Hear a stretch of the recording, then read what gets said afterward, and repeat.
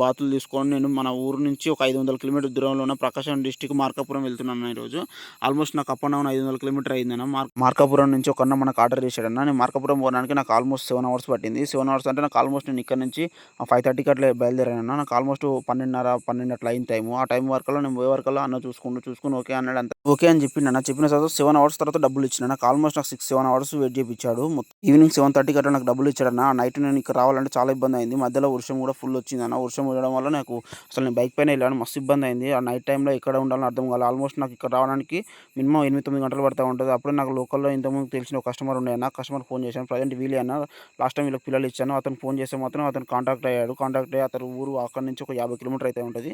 అలా విలేజ్‌కి వెళ్ళానన్న. విలేజ్‌కి పోయి నైట్ అక్కడనే ఉన్నాను. అక్కడి నుంచి నైట్ వాళ్ళే తిండి పెట్టారు. వాళ్ళ ఇంటికాడనే ఉండి తినేసి అక్కడనే పడుకున్నాను. ఓకే అన్న. నాకు లోకల్‌లో తెలిసినవి కాబట్టి నాకేం కాలేదు. నాకు అంత దూరం నుంచి ఎవరు తెలవకపోతే అక్కడి నుంచి ఎట్లా వస్తాను చెప్పండి. ఒకసారి మీరు కూడా అర్థం చేసుకోండి. అంత దూరం మేము నమ్ముకొని వస్తే అలా